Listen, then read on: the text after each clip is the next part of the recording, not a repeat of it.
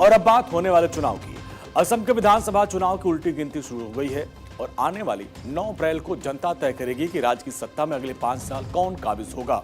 चुनाव की तारीख जैसे से नजदीक आ रही है, सियासी दल जुड़े दिग्गज मैदान में उतरकर चुनाव प्रचार कर रहे हैं और इन सब के बीच प्रधानमंत्री नरेंद्र मोदी आज खुद असम में पहुंचे और ताबड़तोड़ जनसभाएं की।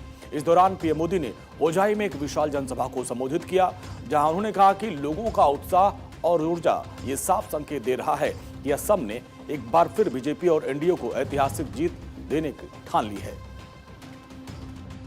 ऐसा माहौल, ऐसा मूड ये दिखाता है कि असम इस बार बीजेपी एनडीए को अब तक की सबसे बड़ी विजय दिलाना तय कर चुका है।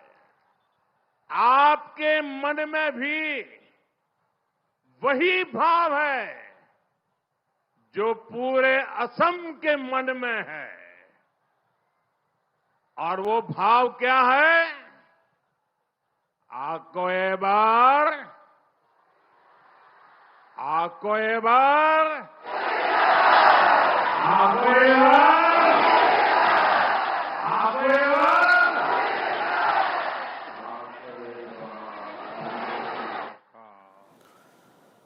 प्रधानमंत्री नरेंद्र मोदी ने अपने भाषण की शुरुआत राज्य में हुए विकास कार्यों का उल्लेख करते हुए कहा और इस दौरान उन्होंने कहा कि असम ने बीते सालों में सौर ऊर्जा के क्षेत्र में बहुत ही बेहतरीन प्रगति हासिल की है और साथ उन्होंने भी कहा कि आने वाले समय में राज्य में कई नए बिजली संयंत्र भी स्थापित किए जाएंगे, जिससे न सिर्फ ऊर्जा उत्पादन बढ़ेगा बल्कि रोजगार के अवसर भी सृजित होंगे।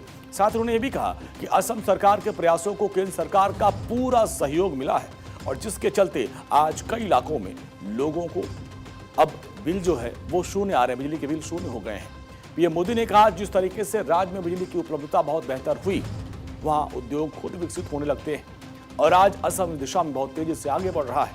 बिजली के क्षेत्र में दूसरे राज्यों के लिए असम एक उदाहरण बन चुका है। साथियों, बीते 10 साल असम में शांति और सद्भाव की स्थापना के थे। आने वाले साल असम की समृद्धि को विस्तार देंगे। बीते 10 साल असम को असुविधा और असुरक्षा से बाहर निकालने के थे। आने वाला समय असम की आत्मनिर्भरता का होगा। बीते 10 साल असम की पहचान को बचाने के थे।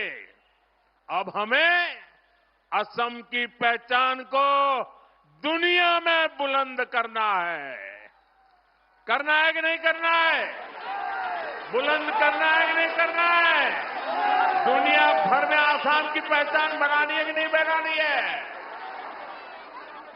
आपका वोट इस बार विकसित असम के निर्माण की नींव को मजबूत करने वाला है।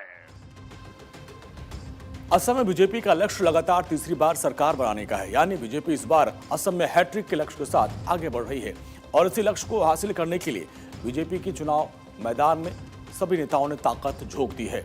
असम में चुनाव की तारीखों का ऐलान होने के बाद से प्रधानमंत्री मोदी का यह तीसरा दौरा था। इस सिलसिले में 1 अप्रैल को पीएम मोदी ने असम का पहला दौरा किया था, जहां उन्होंने डिब्रूगढ़ में चाय बागान में श्रमिकों के साथ बातचीत की थी और इसी दिन पीएम मोदी ने धेमाजी में अपनी पहली बड़ी चुनावी रैली को संबोधित किया था। इसके बाद पीएम मोदी विश्वनाथ में दूसरी जनसभा को संबोधित किया था और आज प्रधानमंत्री नरेंद्र मोदी दूसरी बार असम के दौरे पर हैं और बारपेटा में चुनाव प्रचार के अंतिम चरण में रैली की। इसके बाद होजाई में भी एक जनसभा को संबोधित किया और डिब्रूगढ़ में तीसरी और अंतिम रैली आयोजित की गई। आज की रैली के दौरान सभा में प्रधानमंत्री ने जनता के उत्साह की जमकर सराहना की और कहा कि लोगों के दिलों में जो भावना है वही भावना पूरे असम में दिखाई दे रही है।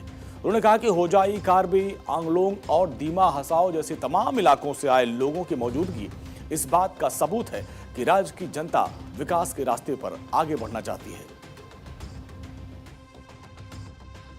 जो उत्साह मैं यहां देख रहा हूं, जो जोश मैं पूरे असम में देख रहा हूं, वो अद्भुत है, अभूतपूर्व है। और ये जो जनता जनार्दन दूर दूर वहां रोड पर भी खड़े रहने की जगह नहीं है, ये मैदान भर चुका है।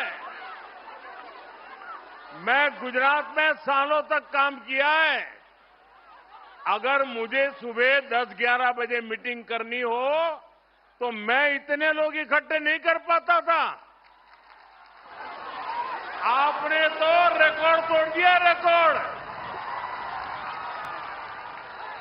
मैं आपके उत्साह, ये उमंग और हमें आशीर्वाद देने के लिए आए हैं, मैं फिर से आपको प्रणाम करता हूं।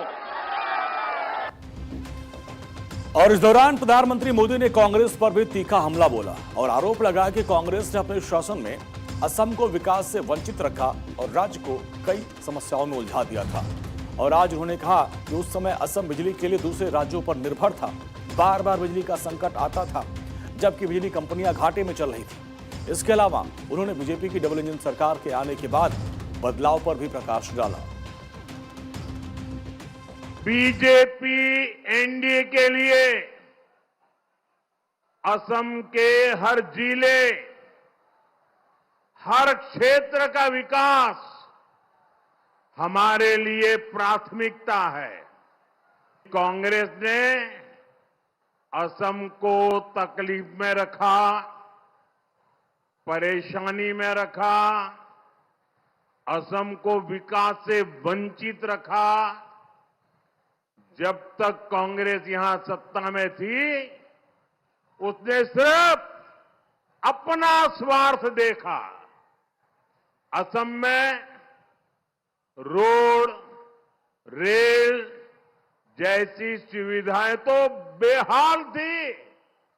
साथियों, डबल इंजन सरकार असम के तेज विकास के संकल्प के साथ काम कर रही है।